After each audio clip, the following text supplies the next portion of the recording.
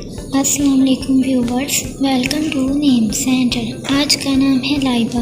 लाइबा नाम के इंग्लिश में स्पेलिंग LAIBA। लाइबा नाम का शुमार लड़कियों के नामों में होता है।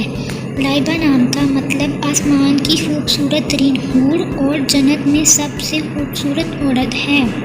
लाइबा नाम में 5 हरूफ और 1 लफ्ज़ है। लाइबा नाम की इब्तदाई तारीख अरबी ज़ुबान से निकलती है।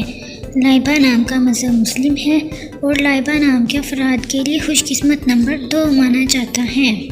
लाइबा नाम का बुर्ज हमल और सितारे का नाम मुरीख है।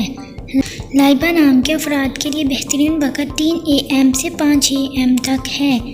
लाइबा नाम के अफराद के लिए बेहतरीन फूलों में सूरजमुखी का फूल शामिल है।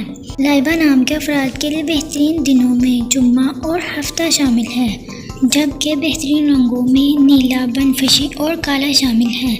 लाइबा नाम के अफराद के लिए बेहतरीन पत्थरों में नीलम पत्थर शामिल है, जबकि खुशकिस्मती वाली धातु में हिंसों के हिसाब से लोहा शामिल है। आपको वीडियो कैसी लगी कमेंट बॉक्स में ज़रूर बताएं और अपने नाम का मतलब जानने के लिए कमेंट बॉक्स में कमेंट करें।